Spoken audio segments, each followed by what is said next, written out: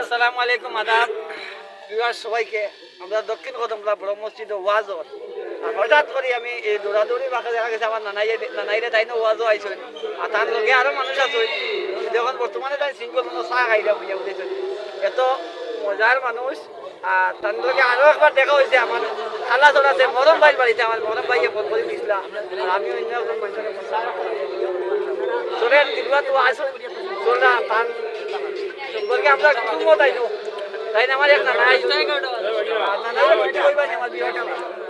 আসসালামু আলাইকুম এবং আদাব।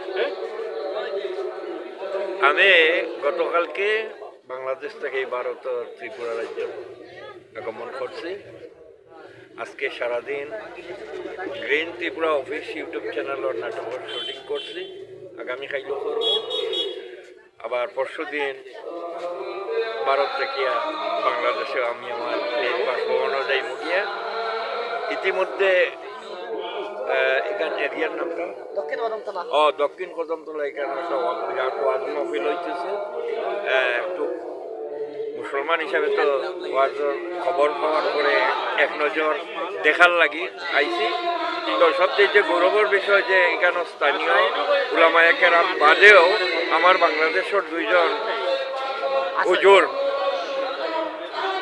হুজুর এখানে ওয়াজ ফরমাইরা ওই যে এক নজর দেখিয়া যায়। সেই সুযোগে আমার ইবাই আব্দুল আজিজ আমারে অনফাইলিছেন একটা চা খাওয়া অবস্থায়, তাই চিনি লইছেন মনে হয়, চিনি একটা ব্লগ বানানোর চেষ্টা করছেন। তখন যদি আমি ব্লগত দুই চার কথা না কই তাই হয়তো মনে মনে কষ্ট পাইবা, যে কারণে কষ্ট পাইবা এর লাগি দুই চার গাল মাতি লইলাম। সারাদিনের পরিশ্রম তো বুঝছো, পুরো গলার অবস্থা বেশি ভালো না, সারাদিন চিল্লাচিল্লি করছি। যাই হোক, আপনারা আমার এই ভাইয়ে খোয়ায় দুই সাইড কথা আমি আপনারা মোবাইলের মাধ্যমে উপস্থাপন করার চেষ্টা করছি। আপনারা খুব ভালো থাকুকা, আমার লাগে দোয়া করবা। আসসালামু আলাইকুম এবং আদাব।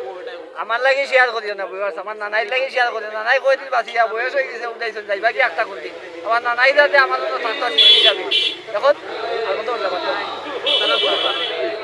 নানাই কবি